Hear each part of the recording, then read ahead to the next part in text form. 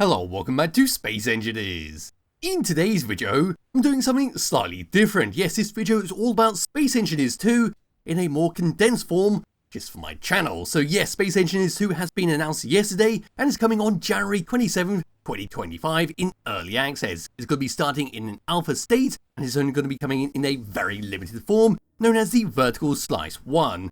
So in this, what we're going to have is a limited range of blocks, a limited range of what we can do. It's essentially like the original Space Engineers, where you're going to have the red station, a few blocks to play around with, but no survival mode, no multiplayer, which we'll touch on a bit later on, no workshop of any form, which I'll also touch on a bit later on, and just going to be able to play around with blocks in creative. So what they officially announced for that is we're going to have an enhanced creative mode with powerful building tools, a new VRH3 engine, 25cm unified grid system, blueprint building, grid undo and redo, and more.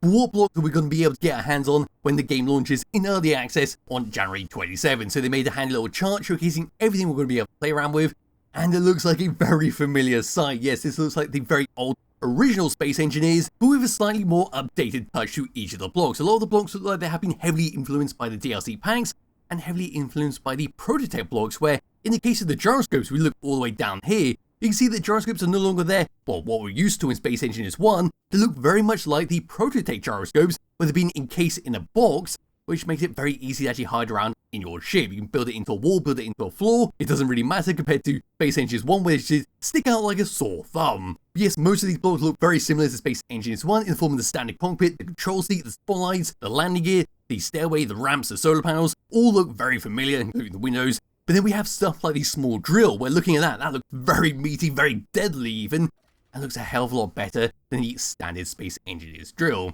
The Galleon gun is the only one that I don't particularly like in this set. It looks less vicious than the one Space Engineers 1, it looks very rounded, but my opinions on that could change when I actually get it into my hands and play around with it. It's quite hard to see from this image. Yes, it does look very rounded, very smoothed off compared to the standard Galleon gun. Yes, we get railings, which is very nice stuff. We get, of course, our catwalks, we've got a bump panel, narrow sliding doors, refineries, spotlights, pillars, walls, light and heavy arm blocks, but not all the light and heavy arm blocks that we're used to. This is just the vanilla set. And then, of course, we've got corner lights, interior lights, which do look fantastic in their upgraded model. They're just neon tubes, essentially, clamped onto a wall. Of course, we've got all of our window blocks, which is jolly good stuff. And these thrusters do look very different. The iron thrusters look amazing. But I'm sure we're going to have alternatives, or at least variants of the iron thrusters, which will be added later on. I imagine they're going to be like the DLC packs for the first game, where there's going to be multiple of the same blocks for you to customize your ship with. And of course, in the very middle, the one which is very strange to me is the medical room. Yes, all they've done is basically taken the medical bay and squared off. So as you see in the middle, there's going to be where you change your suits, and you just about make out on the left-hand side a little panel to recharge yourself. But the way it's done looks like it's going to be quite awkward to actually build into a ship. Having it as a corner piece in Space Engineers 1 worked very well because you could just hide up a corner, but with this, it looks like you're going to have to build it maybe into a wall or get creative and hide up the edges, make it fit into a ship. But no, it's a nice set of blocks to actually play around with, and it's not too unfamiliar to the start of Space Engineers, where if you could go all the way back on the Steam Workshop, where people were able to create some fantastic designs using these types of blocks, so I'm sure people will create some fantastic and ginormous ships to play around with when the game launches. Moving on, looking at the roadmap. Yes, so we've got a very clear roadmap of what's going to be added in, and I will mention right now the multiplayer is going to come in much later, so you can probably expect that maybe 1 year to 3 years out, depending on how well the updates actually go with this game. It's quite hard to tell, but no, update number 2 is going to be the workshop, which is going to be mod.io. I sent an email to Keen asking them about that, but I'm sure this is going to be more about crossplay compatibility, making sure mods can work across the consoles and PC, so you don't get the scenario that we're currently in with Space Engineers 1, where you can't really share certain ships. That's a very hard sentence to say, and you can't really share certain saved games, you can't really crossplay together depending on what your world is like, because some mods are not available on mod.io, and simply not compatible with consoles because of the way consoles have been set up to be modded. But no, doing this will make it a lot more smoother, although I would be ashamed to not actually have the Steam Workshop, because of how easy it is to use, and how easy it is to browse through it, and find a little design to play around with. No, I'll take this if I do get a response.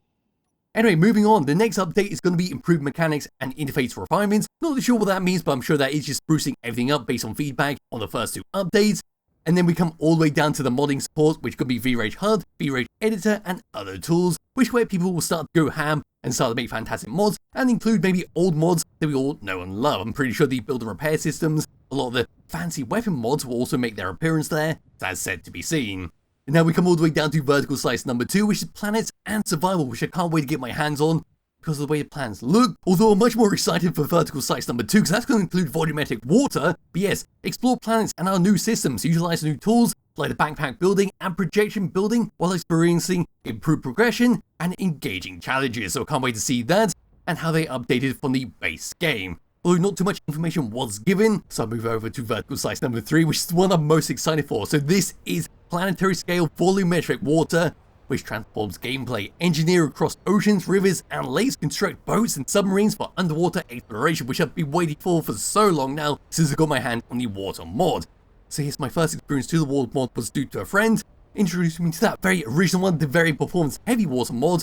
But ever since then, and ever since I played the more updated water mod, which did allow to make submarines and interact with the actual base blocks like collectors, being able to collect ice from the water and having fish swim all around you, I've just been waiting to play around with this thing. And because it's volumetric, means you can have a lot of fun with this thing, maybe flooding an entire area, get an advantage, maybe flooding an area where there's a space pirate or where there's enemy NPCs, and then sending your submarine all the way over to them to attack them. The possibilities endless, but we'll have to see how well that goes and how well the game handles the volumetric water. And it says it's planetary scale, but that's not going to stop me. One of the first things I'm going to try when that gets added is putting it in space to see what happens. But anyway, the final part of the roadmap is going to be and more. So we've got multiplayer, NPCs, and a story campaign. So as a story campaign, I'm going to imagine it's going to be like the Space Engineers 1, where you can choose to play through the game on little scenarios, or they might even factor it into survival mode to have something as a goal to work towards.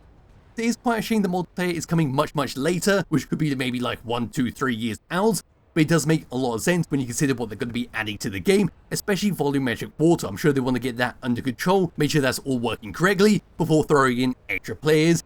That will be a spanner in the works. And they also mentioned NPCs, which I can't wait to have. I've been playing with a lot of modded survival mode, which have a bunch of NPCs run around stations, which does make the game a lot more exciting and a lot more lethal, because you never know when you actually enter a space pirate ship, where you're going to be greeted by a bunch of robots wielding assault rifles. But yes, that is the roadmap for now, with more coming later. And then finally, the last part of this thing, which I believe is a very important thing to know, is the system requirements, which don't actually look too bad. I was quite spooked by Monster Hunter Wilds, and well, how that ran during the beta. But no, this looks very reasonable with what they've set out. Having only 16 gigs of RAM is the more interesting part of this. It must mean the new engine is much more efficient in handling all the blocks, because in Space Engineers 1, it's very easy to go over 16 gigs of RAM just by having a couple of large ships, or by using a long-term survival mode where there's a lot of wreckages everywhere, a lot of space pirates, especially if you've got the modular systems and counter mods, leaving a bunch of wreckage everywhere and spawning in a bunch of enemies to continuously assault you. But no, we can see we've got ourselves a frame rate target, but not a resolution target, so it's quite hard to gauge how well the game is going to run from these system requirements. As Reddit stated, and what I personally feel as well, the minimum would be 1080, unspoiled would probably be 720, and the recommended would most likely be 4K, so it does make a lot of sense when you actually compare the actual GPUs and CPUs it's going for. But no, it seems quite reasonable at the end of the day, but we'll find out when the game actually launches. And with that, I believe I have covered all the basics for Space Engineers 2, and I can't wait to get my hands on this. I personally cannot wait for the volumetric water. That's the one thing I'm just beelining straight towards. Sure, everything else in this is going to be great. Can't wait to see what they do in the future. But water, that is what I'm looking for the most. But anyway, that's it for this video. I hope it was helpful. And well, I'll be back with another video, another showcase video, some point soon. Bye bye.